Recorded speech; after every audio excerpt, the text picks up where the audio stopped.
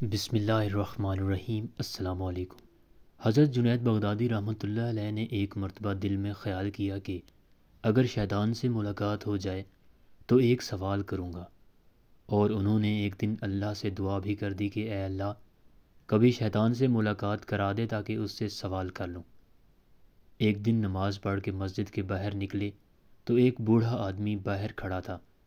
حضرت جنید رحمۃ اللہ علیہ نے اس کو دیکھ کر کہا کہ کون ہو تم؟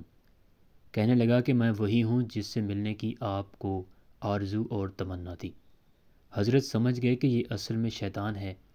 شیطان نے کہا آپ مجھ سے کیوں ملنا چاہتے تھے؟ حضرت جنید رحمۃ اللہ علیہ نے کہا کہ میرے ذہن میں تیرے متعلق ایک سوال ہے۔ سوال یہ ہے کہ جب اللہ تعالیٰ نے تجھے حضرت آدم علیہ السلام کو سجدہ کرنے کا حکم دیا تو میری سمجھ میں نہیں آتا کہ آخر تجھے کس چیز نے اللہ کے حکم کی تعمیل سے منع کیا؟ کیوں تو نے سجدہ نہیں کیا؟ کیا اللہ کی عظمت کو نہیں جانتا تھا؟ ارے تجھے اللہ کی معرفت حاصل تھی، اللہ کی عظمتوں اور جلالتوں سے تو واقف تھا۔ اس قدر اللہ کی قربت رکھنے کے باوجود جب اللہ نے تجھے حکم دیا کہ آدم کو سجدہ کر تو تو نے آخر کیوں سجدہ نہیں کیا؟ اس پر شیطان کا جواب کیا تھا وہ سننے کے قابل ہے۔ اس کے جواب میں کچھ دیر کے لیے حضرت جنید رحمۃ اللہ علیہ کے ہوش اڑا دیے۔ اس نے کہا کہ جنید، آپ جیسا توحید پرست آدمی اور یہ مشرکانہ سوال!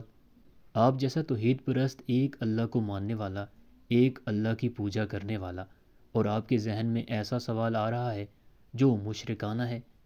یہ سوال کہ میں نے غیر اللہ کو سجدہ کیوں نہیں کیا؟ کہنے لگا کہ آدم تو غیر خدا تھے، خدا تو نہیں تھے، میں غیر اللہ کو کیوں سجدہ کر لیتا؟ آپ جیسا توحید پرست آدمی ایسا مشرکانہ سوال میرے سے کر رہا ہے، بڑے افسوس کی بات ہے۔ حضرت جنید رحمۃ اللہ علیہ کہتے ہیں کہ جب اس نے یہ بات مجھ سے کہی تو مجھے لگا کہ ہاں، یہ تو ٹھیک کہہ رہا ہے، اور پھر تھوڑی دیر کے لیے مجھے ایسا معلوم ہوا کہ میرا ایمان سلب ہو رہا ہے۔ اس لیے میں سناٹے میں پڑ گیا، ہوش و حواس باقی نہ رہے۔ میں سوچنے لگا کہ اس کو کیا جواب دے سکتا ہوں، اس لیے کہ جب وہ کہہ رہا ہے کہ تم ایک اللہ کو ماننے والے ہو اور مجھے پوچھتے ہو کہ آدم کو سجدہ کیوں نہیں کیا۔ حضرت جنید رحمۃ اللہ علیہ کہتے ہیں کہ میرے ذہن میں جواب نہیں آیا، فوراً اللہ کی طرف سے الہام ہوا اور مجھ سے کہا گیا کہ اس سے یہ پوچھو کہ حکم دینے والا کون تھا۔ حکم دینے والا جب خود کہہ رہا ہے کہ فلاں چیز کو سجدہ کرو تو توحید تو اسی کا نام ہے کہ اس کی بات کو مان لیا جائے۔ حضرت جنید رحمۃ اللہ علیہ کہتے ہیں کہ اس الہام کے بعد میرا ایمان برقرار ہوا، ورنہ تو مجھے ایسا معلوم ہوا کہ میرے ایمان میں تزلزل پیدا ہو گیا ہے۔ یہ ہے شیطان کی مکاری اور عیاری، نہ ولیوں کو چھوڑا، نہ غوث و کتب و ابدال کو چھوڑا، نہ انبیاء کرام کو چھوڑا۔